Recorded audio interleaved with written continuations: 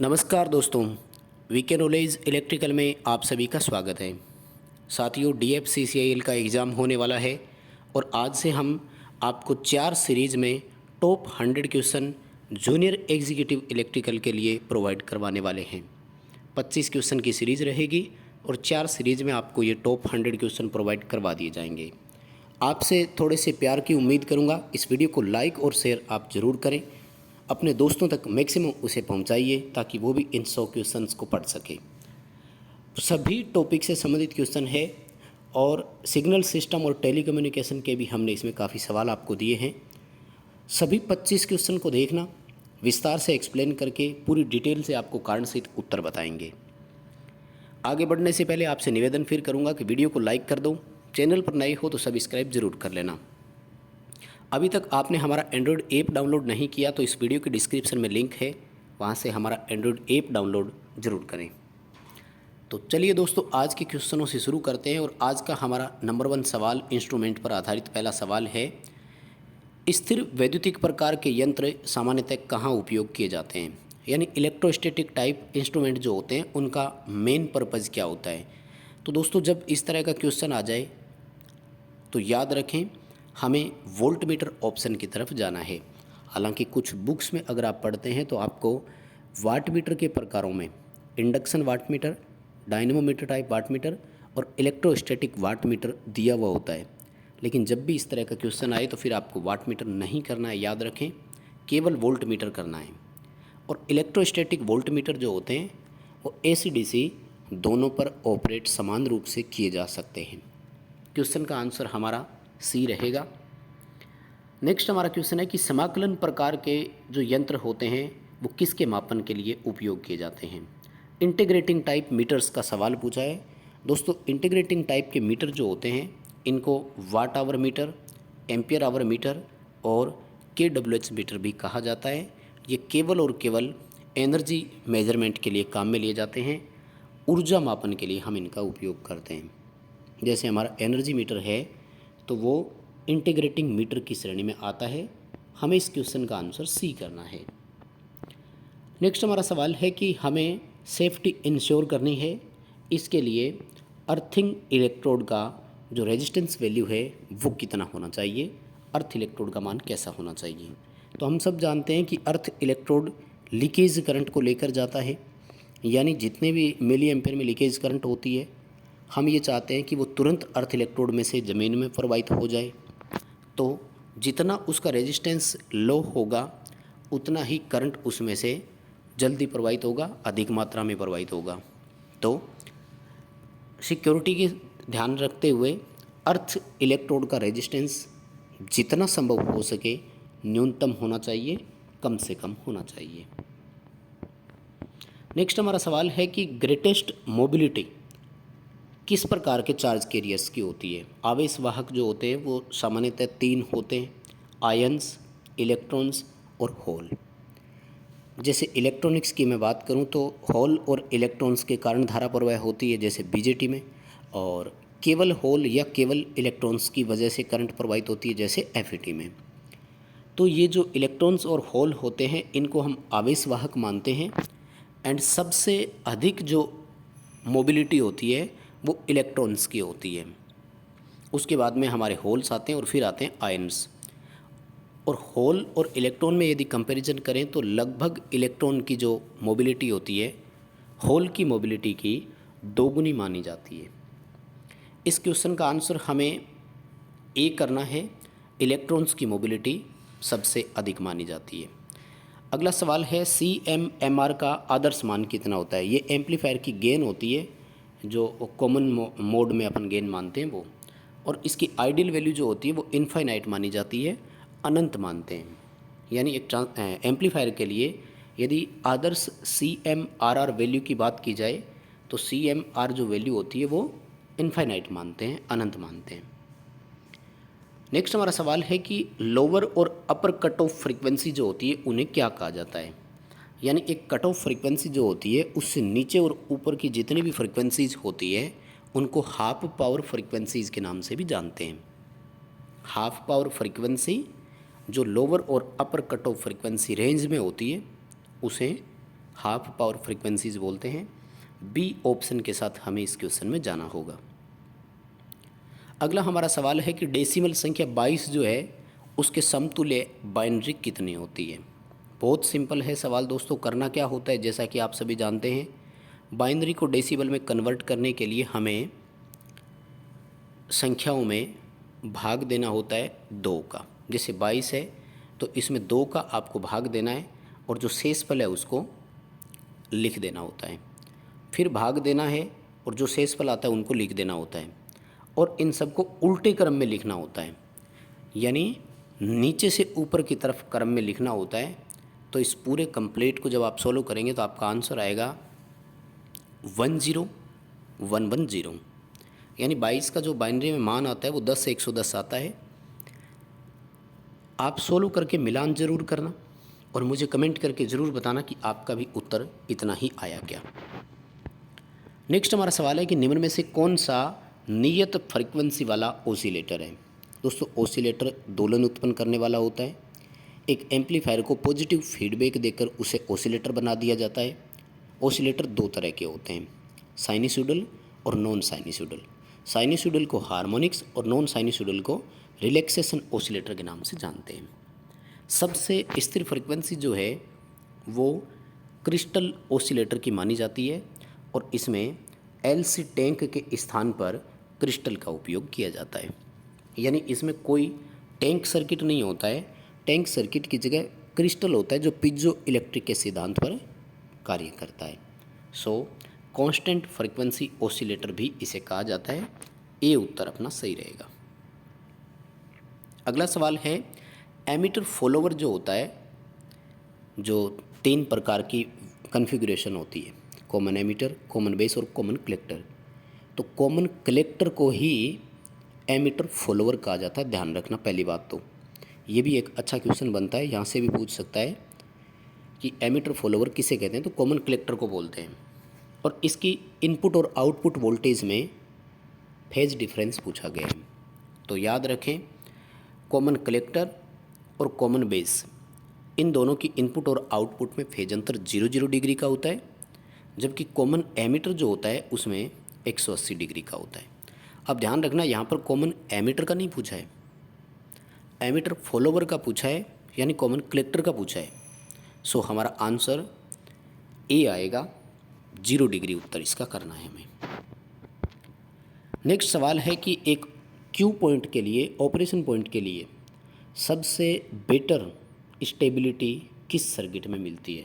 तो सबसे जो ज़्यादा स्थिरता मिलती है वो वोल्टेज डिवाइडर बेस बायस विधि से मिलती है। इसका कारण क्या है कि जो क्यू पॉइंट होता है ना वो बीटा से सबसे ज़्यादा प्रभावित होता है। हालांकि तापमान से भी प्रभावित होता है, लेकिन बीटा से सबसे ज़्यादा प्रभावित होता है। और यदि हम बेस पर 2 प्रतिरोधक लगाकर उसे कंट्रोल कर देते हैं तो बेस सबसे ज़्यादा स्टेबल हो गया। यदि बेस करंट में परिवर्तन नहीं होगा तो बीटा में परिवर्तन नहीं होगा, और बीटा में परिवर्तन नहीं होगा तो क्यू पॉइंट नहीं बदलेगा, यानी क्यू पॉइंट स्थिर रहेगा, कांस्टेंट रहेगा। डी उत्तर करेंगे, वोल्टेज डिवाइडर करेंगे, जहाँ से बेस करंट कांस्टेंट रहेगा फिर बीटा कांस्टेंट हो जाएगा, इसलिए क्यू पॉइंट कभी बदलता नहीं है। नेक्स्ट हमारा सवाल है डीसी जनरेटर की ओपन सर्किट विशेषता जो होती है, खुला परिपथ विशेषता जो होती है, उसे दूसरी किस विशेषता के नाम से भी जानते हैं। देखो दोस्तों, 3 विशेषता होती है इसकी। एक होती है इंटरनल, यानी आंतरिक विशेषता कि अंदर उसके क्या हुआ। एक होती है ओपन सर्किट विशेषता और एक होती है एक्सटर्नल यानी बाहरी विशेषता। बाहरी विशेषता होती है टर्मिनल वोल्टेज और लोड करंट के बीच में। आंतरिक विशेषता जो होती है वो होती है ईएमएफ, जनरेटर में तो, मोटर में बैक ईएमएफ और आर्मेचर करंट के बीच। और जो ओपन सर्किट वाली विशेषता है इसको मैग्नेटिक विशेषता भी बोलते हैं, नो लोड सैचुरेशन विशेषता भी इसको बोलते हैं। इसमें यह देखा जाता है कि फील्ड करंट के साथ ईएमएफ का मान कितना प्रेरित हुआ। ए ऑप्शन करेंगे, नो लोड सैचुरेशन विशेषता, जो कि फील्ड करंट और ईएमएफ के बीच बनाई जाती है। अगला हमारा सवाल है कि डीसी मशीनों में डमी कॉइल का फंक्शन क्या है। दोस्तों पहले भी ये सवाल मैंने कई बार करवा दिया था और उम्मीद है कि ये तो आप सबको पता ही होगा। मैकेनिकल रूप से आर्मेचर को बैलेंस करने के लिए होता है, यांत्रिक रूप से आर्मेचर को संतुलित करने के लिए बनाया जाता है, जो स्लॉट खाली रह जाते हैं उनको डमी बोलते हैं, और उन खांचों में अलग से एक कॉइल डालते हैं जो ईएमएफ या टॉर्क उत्पन्न करने में भाग नहीं लेती है। अगला हमारा सवाल है, 3 फेज प्रेरण मोटर में जो चुंबकीय क्षेत्र होता है उसकी डायरेक्शन जो होती है वो किस बात पर निर्भर करती है। देखो, पहली बात तो ये कि मोटर का रोटर उसी दिशा में घूमता है जिस दिशा में चुंबकीय क्षेत्र घूमता है। यानी हम रोटर की घूमने की दिशा बदलने के लिए क्या करते थे, सप्लाई वोल्टेज में कोई 2 फेज बदलते थे, परस्पर 2 फेजों को बदलते थे, और उससे क्या होता था, घूमने वाले चुंबकीय क्षेत्र की दिशा बदल जाती है जिससे मोटर के घूमने की दिशा बदल जाती थी। 3 फेज मोटर में चुंबकीय क्षेत्र किस दिशा में बनेगा, क्लॉकवाइज होगा कि एंटी क्लॉकवाइज, ये इस बात पर निर्भर करता है कि सप्लाई का फेज सीक्वेंस कैसा था। यानी कोई भी 2 फेज क्रम बदलते हैं तो स्टेटर का घूमने वाला चुंबकीय क्षेत्र की दिशा भी बदल जाती है। अगला सवाल है कि उत्तम दक्षता प्राप्त करने के लिए इंडक्शन मोटर में स्लिप का मान कितना होना चाहिए। देखो, दक्षता मोटर की अधिक होगी यदि उसमें स्लिप का मान निम्न होगा, यानी स्लिप घटती है तो मोटर की एफिशिएंसी बढ़ती है। क्वेश्चन का आंसर अपना ए होगा, लो होनी चाहिए, ध्यान रखें, निम्न स्लिप होती है। एंड सामान्यतः मोटर जब ऑपरेट होती है तो उसमें 2 से 5% के आसपास स्लिप मानी जाती है। अगला सवाल है कि 220 वोल्ट पर प्रचालित डीसी मोटर में धारा की गणना करें यदि आर्मेचर का प्रतिरोध 0.5 ओम और बैक ईएमएफ का मान 180 वोल्ट हो। आर्मेचर करंट की दोस्तों गणना करनी है, फॉर्मूला होता है supply voltage minus back EMF बटे आर्मेचर रेजिस्टेंस। ठीक है दोस्तों, 220 में से 180 माइनस करेंगे तो 40 आएगा, और 40 में 0.5 का भाग देंगे तो उत्तर आएगा 80 एम्पियर। मिलान कर लेना कैलकुलेशन करके, कमेंट करके बता देना कि आपका भी उत्तर इतना ही आ रहा है क्या, सही है क्या। अगला सवाल है कि निम्न में से किस सिंगल फेज मोटर की गति सबसे कम है, यानी lowest speed single phase motor निम्न में से कौन सी है। तो सबसे कम गति से जो चलती है वो हमारी शेडेड पोल मोटर होती है। बहुत कम आरपीएम होती है, 20 आरपीएम, 40 आरपीएम, 100 आरपीएम भी इसकी स्पीड हो सकती है।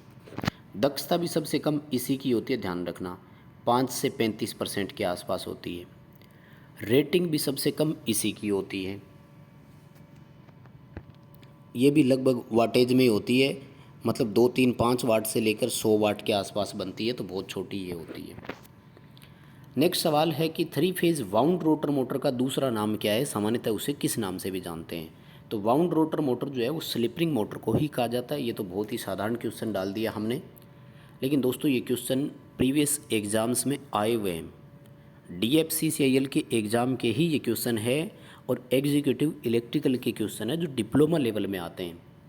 इसलिए आप इन क्वेश्चंस को अच्छे से पढ़ करके ज़रूर जाएं ताकि वहाँ गलती नहीं हो। अगला सवाल, ये वेरी इंपॉर्टेंट क्वेश्चन है कि किस प्रकार के ट्रांसफार्मर की प्राइमरी को कभी भी ऊर्जित नहीं करना चाहिए जब उसकी सेकेंडरी ओपन सर्किट हो। यानी हमारा सवाल ये बन गया कि एक ऐसा ट्रांसफार्मर होता है जिसकी सेकेंडरी जो होती है उसको हमेशा शॉर्ट रखा जाता है। अगर ओपन सर्किट हो और उसे सप्लाई दे देते हैं तो कहते हैं कि कोर सैचुरेट होती है और वो ब्लास्ट हो जाता है। तो दोस्तों ऐसे ट्रांसफार्मर का नाम है करंट ट्रांसफार्मर। सीटी की सेकेंडरी सदैव शॉर्ट रखी जाती है, अदरवाइज इसकी कोर में ब्लास्ट होगा और सीटी फट जाएगा।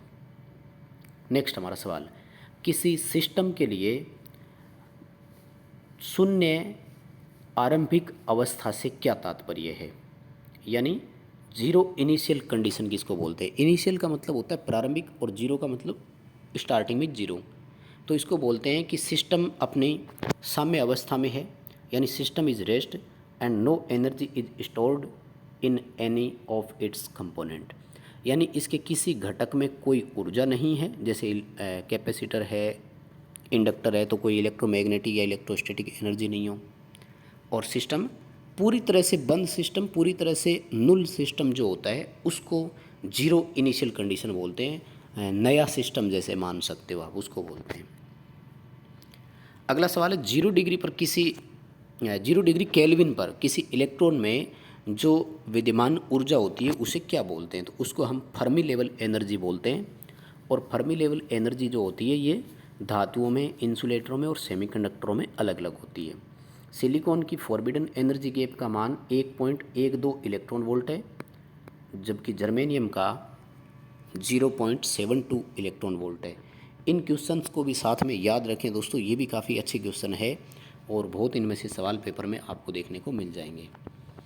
अगला सवाल है कि किसी सिस्टम में यदि फीडबैक का उपयोग करेंगे तो क्या होगा। अब दोस्तों इसमें वैसे तो क्लियर नहीं है क्वेश्चन, क्योंकि पॉजिटिव है कि नेगेटिव है। फीडबैक दो प्रकार के होते हैं, इसने ये नहीं बताया कि कौन सा है, लेकिन याद रखें कि ज़्यादातर नेगेटिव फीडबैक ही काम में लिया जाता है। यानी अगर ऐसे सवाल आ गया कि कौन सा फीडबैक सर्वाधिक उपयोग किया जाता है, तो हमें नेगेटिव फीडबैक करना है। और नेगेटिव फीडबैक का एक नुकसान होता है कि जो गेन होती है ना सिस्टम की, वो घट जाती है, गेन कम हो जाती है नेगेटिव फीडबैक से। लेकिन इसके फ़ायदे बहुत होते हैं, शोर लेवल कम हो जाता है, स्टेबिलिटी बढ़ जाती है, एक्यूरेसी बढ़ जाती है। इसलिए हम इसको उपयोग में सबसे अधिक लेते हैं, नेगेटिव फीडबैक वाले को। अभी हमारा ए उत्तर सही रहेगा, सिस्टम गेन जो है वो रिड्यूस हो जाएगी, कम हो जाएगी। अगला सवाल है कि एक बेटर कंट्रोल सिस्टम जो होता है उसमें को छोड़कर सभी गुण होते हैं। कंट्रोल सिस्टम में स्थायित्व अच्छा होना चाहिए, रिस्पॉन्स उसका जो है वो तीव्र होना चाहिए, स्लो नहीं, तो यही गलत हो गया। स्लो रिस्पॉन्स नहीं होना चाहिए, फास्ट रिस्पॉन्स होना चाहिए।